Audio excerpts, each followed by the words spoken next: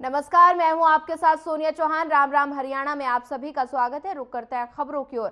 अगली खबर अंबाला से है। बता दें कि अंबाला में प्राण प्रतिष्ठा को लेकर सरकार द्वारा सभी को निमंत्रण भेजा जा रहा है और इसी कड़ी में कांग्रेस को भी निमंत्रण भेजा गया।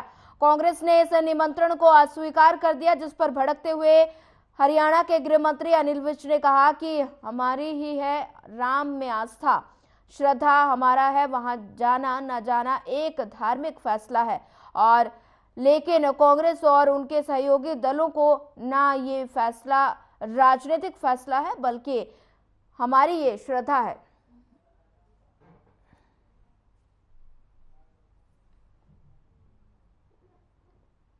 ये है सारा देश वहां जाना चाहता है, हम भी जाएंगे। 22 को नहीं, लेकिन जब समय मिलेगा जाएंगे। हमारा जाना या ना जाने का फैसला है धार्मिक, हमारी धार्मिक भावना। और कांग्रेस और उसकी सहयोगी पार्टियों ने निर्णय जो लिया है वो है राजनीतिक। दोनों में अंतर है। वो गिनते हैं वोटें कि वोटों का क्या फायदा नुकसान होगा। हमारी है श्रद्धा,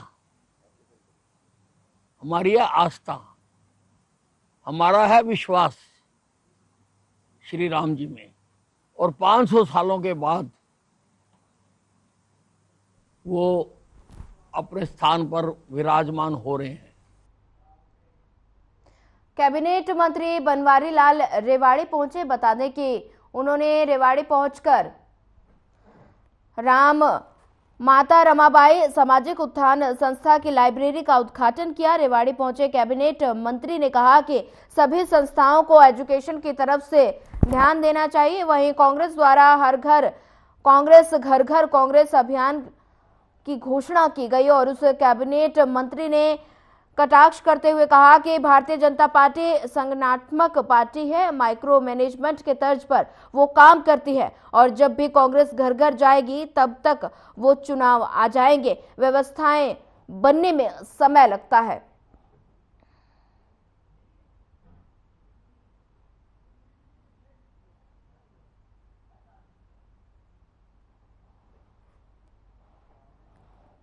सामाजिक उत्थान समिति द्वारा लाइब्रेरी का उद्घाटन करवाया और बड़ी अच्छी बात है।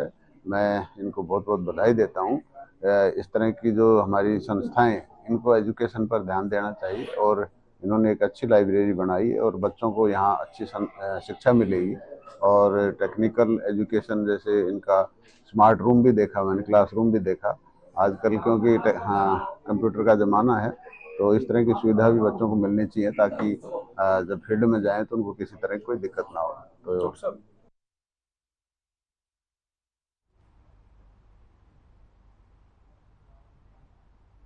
अगली खबर चंडीगढ़ से है, जहां कांग्रेस सांसद राजीव शुक्ला ने और उदय बहन ने प्रेस कॉन्फ्रेंस की और इस दौरान कांग्रेस नेता अजय उपाध्याय भी मौजूद रहे। बता दें कि 14 जनवरी से राहुल गांधी की शुरू होने वाली भारत जोड़ो न्याय यात्रा पर प्रेस कॉन्फ्रेंस की गई। वहीं भारत जोड़ो न्याय यात्रा का पंपलेट जारी किया गया। राजीव शुक्ला ने कहा कि कांग्रेस के कार्यकर्ताओं ने राहुल से पूर्व से पश्चिम तक यात्रा शुरू करने का आग्रह किया था। ये यात्रा मणिपुर से 14 जनवरी को शुरू होगी और यात्रा में नया शब्द नया जोड़ा गया है। और बता दें कि 9 साल में केंद्र सरकार ने लोगों को बहुत परेशान किया है। आपको बता दें कि यात्रा शुरू भी नहीं हुई है और बीजेपी ने हमला करना शुरू कर दिया है।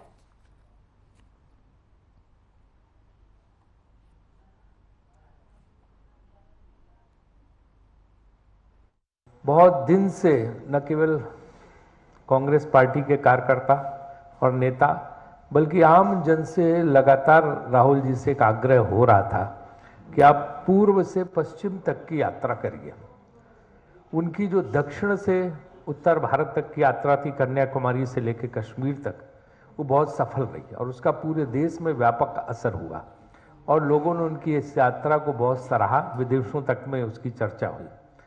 तो ये यात्रा उन्होंने आखिर स्वीकार की और 14 जनवरी से इस यात्रा की शुरुआत हो रही है मणिपुर से, जो नॉर्थ ईस्ट का, और वहाँ से असम होते हुए और कुछ हिस्से मणिपुर के अन्य राज्यों को, नॉर्थ ईस्ट के अन्य राज्यों को टच करते हुए असम होती हुई और बंगाल और झारखंड, बिहार, उत्तर प्रदेश और हरियाणा नहीं आ रही, वहाँ से उत्तर प्रदेश से राजस्थान में जाएगी।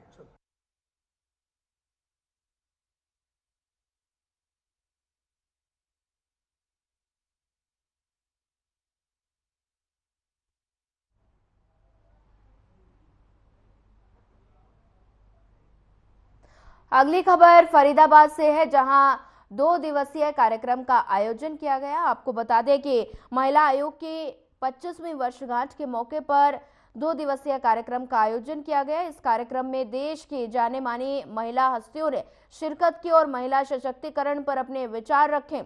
वहीं कार्यक्रम का उद्घाटन राष्ट्रीय महिला आयोग के चेयरमैन रेखा शर्मा और पहले ट्रांसजेंडर पूर्व विधायक शबनम मौसी ने की। और इस कार्यक्रम में देश के अलग अलग हिस्सों से आई तमाम महिलाओं ने अपने अनुभव साझा किए।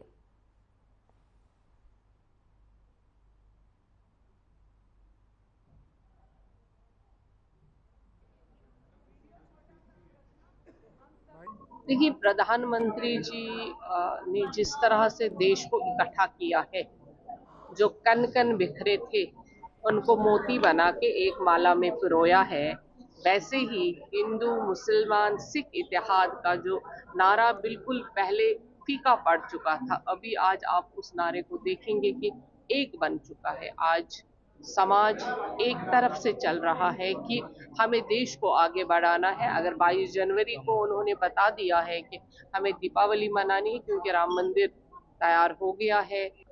ये इंटरनेशनल वुमेन्स समिट है और 25वीं वर्षगांठ है ये हरियाणा महिला आयोग की।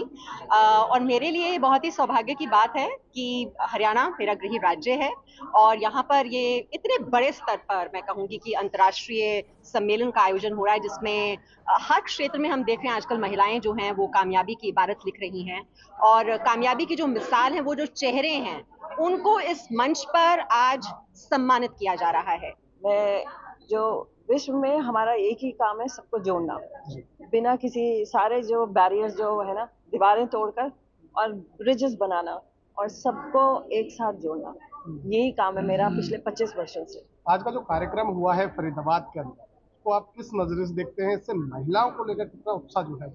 ये बहुत इम्पोर्टेंट है बिकॉज महिलाएं जो है उनका बहुत बड़ा रोल है सोसाइटी में।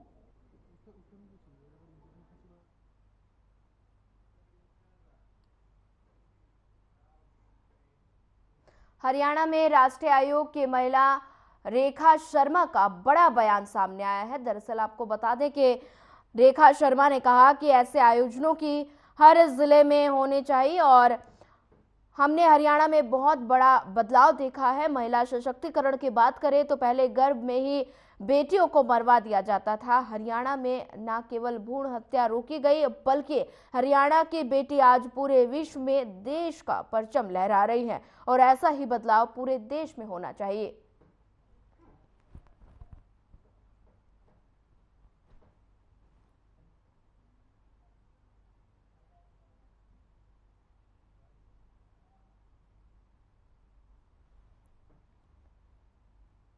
ये कार्यक्रम बहुत अच्छा और अंतर्राष्ट्रीय, मतलब बाहर से भी मेहमान आ रहे हैं।